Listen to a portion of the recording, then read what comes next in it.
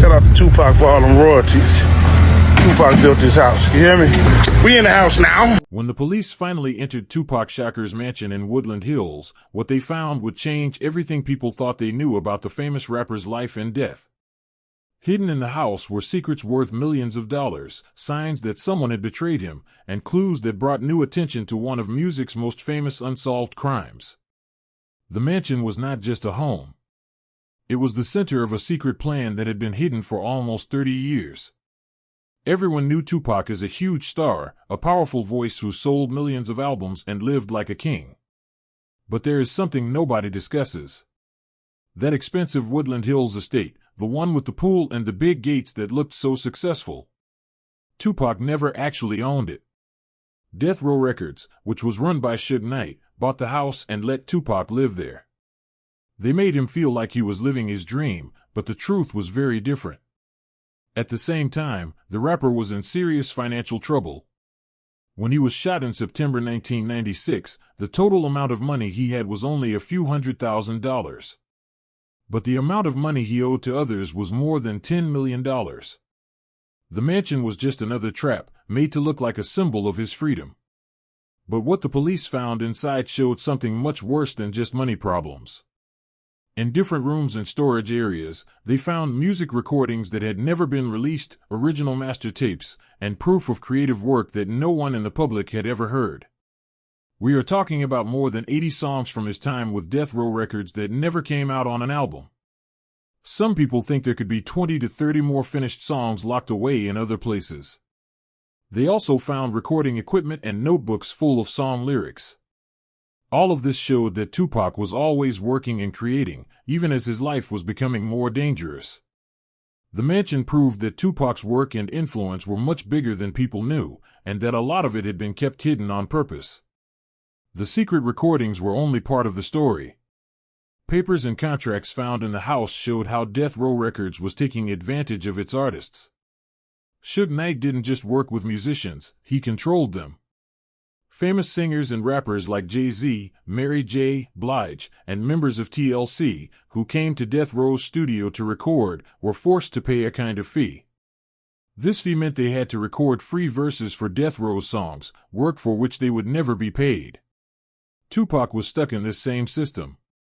Even though his album All Eyes on Me made over $60 million, Tupac earned less than $1 for each album sold.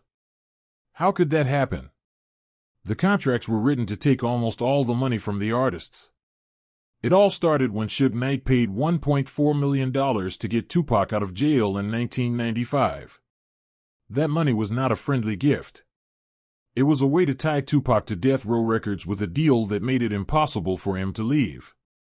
The legal problems after Tupac's death showed how his life's work was at risk. He died without a will, a legal paper that says who should get your things. This meant anyone could try to take what he owned. His mother, Tupac Shakur, had to fight for many years in court to get back what her son had created. Death Row Records and other music companies fought to keep control of the music and the money it earned. It took many years, even into the 2020s, for legal agreements to finally force these labels to give back some of the music they had taken. In 2025, Tupac's estate finally got back songs like Ghost and When Thugs Cry, songs that had been hidden for a long time. Court papers showed that the labels were hiding the music on purpose. They knew it was valuable and were waiting for the best time to sell it and make money. The mansion was the place where this unfair treatment began. While his family fought their court battles, police were building a case about his murder. This case finally moved forward in 2023. In July of that year, police searched a home in Henderson, Nevada, where the wife of a man named Dwayne Keefe D. Davis lived.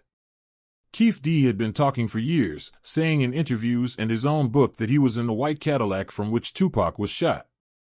But talking about a crime is different from being officially charged with it. In September 2023, almost 27 years after the murder, Keefe D. was arrested. He was charged with planning the attack on Tupac.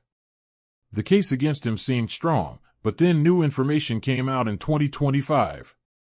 A person came forward saying that someone else might have planned the shooting. This person also said that Keefe D. might not have even been in Las Vegas that night. Keefe D's lawyers say a private investigator has proof that goes against the police's version of events.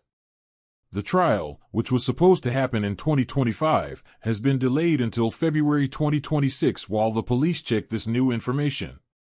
The things discovered at the mansion years ago had started the doubts that were now growing. The story of Tupac's money after his death is also surprising. In 1996, he only had about $200,000. But by 2025, the value of his estate had grown to somewhere between $50 and $180 million. Since his death, his estate has earned over $40 million. Magazines like Forbes often list Tupac as one of the highest-paid famous people who have died. His mother, Afeni, managed his estate very wisely, turning his music into a valuable business. Now, in 2025, his estate is planning to release 4 never-before-heard songs as part of a new greatest hits album. But here is the sad truth: Tupac is worth much more money now that he is dead than when he was alive. The same music industry that took advantage of him and the same record labels that kept him poor are now making a fortune from his name. The discoveries at the mansion proved this was not an accident. It was part of the plan all along. Even with all the music that has been released, there is still a huge collection of his work that is locked away. Experts think there are 60 to 70 more songs that have not been released. Short clips of some of these songs are on the internet, making fans wonder what the full songs are like. There might even be another 40 to 50 songs that no one has ever heard. That is almost enough music for 10 full albums. Arguments over legal rights and between record companies keep most of this music locked up.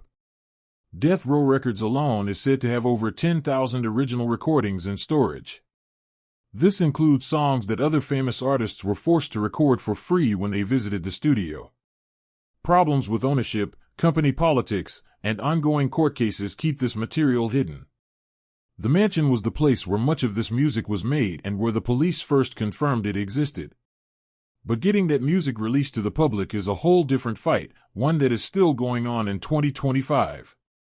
The mansion was more than just a place where a crime was investigated or a nice house. It was the starting point for one of the music industry's most carefully hidden schemes. What the police found there showed how Tupac Shakur was systematically used, left with no money, and creatively controlled by the very people who said they were helping him. The new clues in his murder case suggest that his death might not be the simple story everyone believed.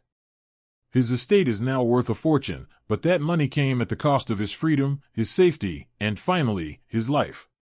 The things discovered at that Woodland Hills mansion continue to change what we understand about what really happened to Tupac Shakur. And in 2025, as new facts keep appearing and old secrets keep coming out, one thing is obvious: we still don't know the whole story.